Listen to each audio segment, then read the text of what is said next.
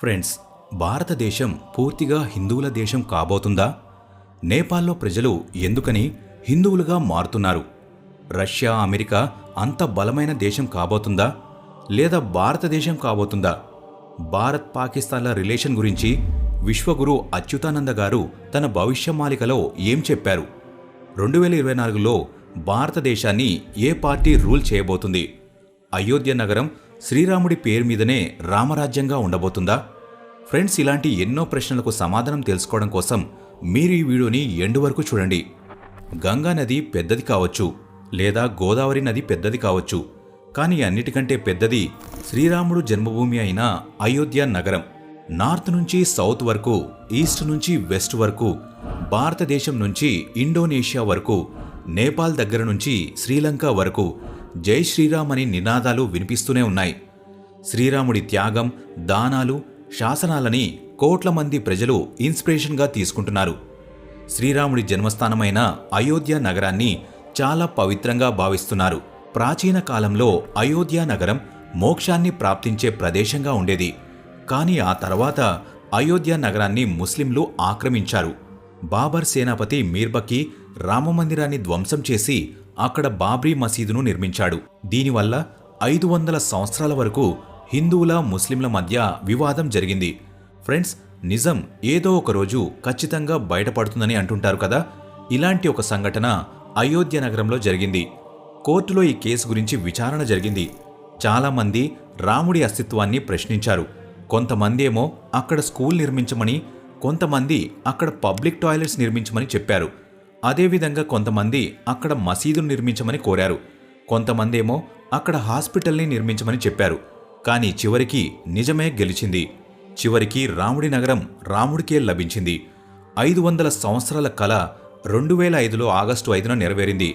జనవరి 22న ఇక్కడ ప్రాణప్రతిష్ఠ కూడా పూర్తయింది. చాలామంది భక్తులు ఇక్కడికి వెళ్లి శ్రీరాముణ్ణి దర్శించుకుంటున్నారు. అయోధ్యలో రామమందిరం ప్రాణప్రతిష్ఠ సమయంలో 1400 మంది కళాకారుల చేత సాంస్కృతిక కార్యక్రమాలు ప్రదర్శించారు. శంఖా వందనాలు, డమరుక వందనాలు, బమ్రసి అనే ట్రెడిషనల్ డ్యాన్స్, రైలోక నృత్యం, బీన్ నృత్యం, చక్ర నృత్యం ప్రదర్శనలతో శ్రీరాముడి విగ్రహం గర్భగుడిలో స్థాపించబడింది. ప్రాణప్రతిష్ఠకి నరేంద్ర మోడీ, మోహన్ భగవత్, ఉత్తరప్రదేశ్ గవర్నర్ ఆనందీబెన్ పటేల్, సీఎం యోగి ఆదిత్యనాథ్, రామమందిరం ముఖ్య పూజారి సత్యేంద్ర దాస్ గారు వచ్చారు. లక్షలాది మంది భక్తులు రామమందిరంని దర్శించుకోవడం కోసం వేచి చూశారు. ఇప్పుడు పూర్తి భారతదేశమంతా రామమందిరం దర్శనంలో లీనమైపోయింది. కానీ శ్రీరాముడి భక్తిలో లీనమయ్యే ముందు మనం అచ్యుతానంద గారు చెప్పిన 5 భవిష్యవాణుల గురించి ఖచ్చితంగా తెలుసుకోవాలి. ఎందుకంటే ఇవి ప్రతి భారతీయుడిపైన ప్రభావం చూపుతాయి. కానీ మీరు ఆ భవిష్యవాణుల గురించి తెలుసుకునే ముందు ఈ వీడియోని లైక్ చేసి మన ఛానల్ని సబ్స్క్రైబ్ చేసుకోండి. ఫ్రెండ్స్, 500 సంవత్సరాలకి ముందు ఒరిస్సాలో జగన్నాథుడి దగ్గర జన్మించిన సంత్ అచ్యుతానంద గారు తన పుస్తకం భవిష్యమాలికలో చెప్పారు. అచ్యుతానంద గారు తన పుస్తకంలో యుద్ధం గురించి, న్యూక్లియర్ బాంబుల దాడి గురించి, భూకంపం గురించి, మహమ్మారి గురించి ఎన్నో భవిష్యవాణులు చెప్పారు. అచ్యుతానంద గారు అయోధ్యలో ఎప్పుడైతే శ్రీరాముని జెండా ఎగురుతుందో అప్పుడే రామరాజ్య స్థాపితం అవుతుందని చెప్పారు. సంత్ అచ్యుతానంద గారికి చాలా శక్తులుండేవి. ఇతను చాలా గొప్ప ఋషి, చాలా పెద్ద యోగి. ఇతను తాళపత్రాలపైన చాలా భవిష్యవాణులు రాశాడు. ఇప్పుడవి ఒక్కొక్కటిగా నిజమవుతూ వస్తున్నాయి. మొదటిది, భారతదేశం హిందువుల దేశంగా మారిపోతుంది. అతని మొదటి భవిష్యవాణి ప్రకారం భారతదేశం హిందూ దేశంగా మారిపోతుంది. 2014 నుంచి ఇలా జరుగుతుంది. ఇంతకుముందు ఇక్కడ మతోన్మాదులు ఉండేవారు. స్వతంత్రానికి ముందు ముస్లింలు కూడా ఉండేవాళ్ళు. క్రిస్టియన్లు కూడా చాలా ఎక్కువ మంది ఉండేవారు. కానీ ఇప్పుడు భారతదేశం శ్రీరాముడి భక్తిలో మునిగిపోయింది. కేవలం భారతదేశంలో మాత్రమే కాదు, నేపాల్ కూడా చాలా వరకు హిందూ దేశంగా మారిపోతుంది. చాలామంది ప్రజలు రోడ్లపైన ప్రదర్శనలు చేస్తున్నారు. ప్రజలందరూ లౌకికవాదాన్ని వదిలి నేపాల్ని కూడా హిందూ దేశంగా చేయమని కాఠ్మండులో చాలా ప్రదర్శనలు జరుగుతున్నాయి. ఎందుకంటే లౌకికవాదం అనేది బ్రిటిష్ వాళ్ళు ఇచ్చిన విషపూరితమైన పథకమని, అది మెల్లగా మన మనుషులను సర్వనాశనం చేస్తుందని ప్రజలు గుర్తించారు. హిందువుల అస్తిత్వమే దీనికి ఉదాహరణ. వేల సంవత్సరాలకి ముందు ప్రపంచమంతా శ్రీరాముణ్ణి పూజించేవారు. కానీ ఇప్పుడు కేవలం మన భారతదేశంలో, నేపాల్లో మాత్రమే శ్రీరాముణ్ణి పూజిస్తున్నారు. ఇక్కడ ప్రశ్న ఏంటంటే, భారతదేశం పూర్తిగా హిందూ దేశంగా మారుతుందా, లేదా పంచశాఖల ప్రకారం భారత్లో హిందూ మతం పెరుగుతుందా? ఫ్రెండ్స్, దీన్ని బట్టి రాబోయే రోజుల్లో భారతదేశం పూర్తిగా హిందువుల దేశంగా ఖచ్చితంగా మారుతుంది. రెండవది, 2024లో ఎలక్షన్ కాకుండా సెలక్షన్ జరుగుతుంది. అచ్యుతానంద గారు చెప్పిన భవిష్యవాణిలో 2024లో జరగబోయే ఎలక్షన్ గురించి కూడా చెప్పబడింది. అతను చెప్పిన భవిష్యవాణి ప్రకారం 2024లో ఎలక్షన్స్ జరగకుండా సెలక్షన్స్ జరుగుతాయి. ఫ్రెండ్స్, 2024 ఎలక్షన్స్ దగ్గరకు వచ్చాయి. ఎలక్షన్స్లో గెలవడానికి పార్టీలు తమ ప్రయత్నాలు చేస్తున్నాయి. కొంతమందేమో ఎలక్షన్స్లో విజయం సాధించాలనుకుంటున్నారు. కొంతమందేమో దక్షిణ భారతదేశాన్ని ఒక దేశంగా చేయమని కోరుతున్నారు. కొంతమందేమో చాలా ఖరీదైన వస్తువులు వాడుతున్నారు. కొంతమందేమో యూత్కి జాబ్స్ క్రియేట్ చేయట్లేదు. కానీ అచ్యుతానంద గారు చెప్పిన దాని ప్రకారం 2024లో ఎవరు గెలిచినా కానీ ఏకపక్షంగానే గెలుస్తారు. ఒకవేళ ఇలా జరిగితే భారతదేశం ప్రపంచంలో గొప్ప దేశంగా ఉంటుంది. 3. విదేశీయులు భారత్ను విడిచి వెళ్ళిపోతారు. భారతదేశం ఎలాంటి దేశమంటే ఇక్కడ ఆకలి ఉన్నవారికి అన్నం పెడతారు, ఆశ్రయం లేని వారికి ఆశ్రయం కల్పిస్తారు. కానీ కొంతమంది టెర్రరిస్టులు ఇంకా భారత్లోనే ఉన్నారు. చైనా గూఢచారులు, భారత్ని ఆక్రమించాలని చూస్తున్న పాకిస్తాన్ ముస్లింలు ఉన్నారు. చాలా దేశాల నుంచి ఈరోజు భారత్కి వచ్చి జీవిస్తున్నారు. కొంతమంది భారతదేశపు ప్రజలను హింసిస్తున్నారు. అచ్యుతానంద గారు తన భవిష్యమాలికలో ఏప్రిల్ 2024 నుంచి ఏప్రిల్ 2025 మధ్య భారత్లో ఉన్న చాలామంది విదేశీయులు, ముఖ్యంగా టెర్రరిస్టులు భారత్ను విడిచి పారిపోతారని చెప్పారు. మిగిలిన టెర్రరిస్టులకు శిక్షలు వేస్తారు. 4. మూడో ప్రపంచ యుద్ధం. ఫ్రెండ్స్, ఈ భవిష్యవాణి గురించి కేవలం అచ్యుతానంద గారు మాత్రమే కాదు, చాలామంది తమ భవిష్యవాణులలో చెప్పారు. 2022 నుంచే మూడో ప్రపంచ యుద్ధం ఖచ్చితంగా జరగబోతుందని సంకేతాలు వస్తున్నాయి. రష్యా యుక్రెయిన్పై దాడి చేసింది. ఆ గొడవ ఇప్పటికీ కూడా జరుగుతూనే ఉంది.